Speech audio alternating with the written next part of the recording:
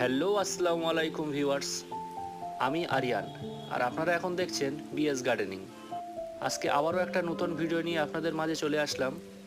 আজ আপনাদের ভিডিওতে দেখাবো ছাদের উপরে কিভাবে ছোট্ট ছোট্ট টবে সজনে গাছ হয়ে আছে।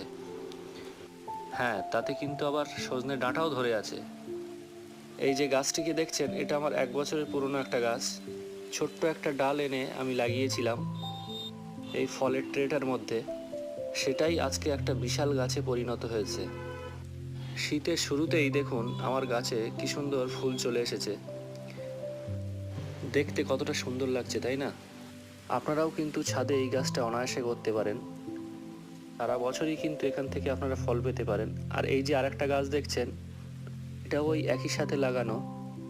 সবটাই কিন্তু দেখছেন আমার যে ছোট ছোট ফলের ক্রেট আছে তার মধ্যেই লাগানো আছে গাছগুলো।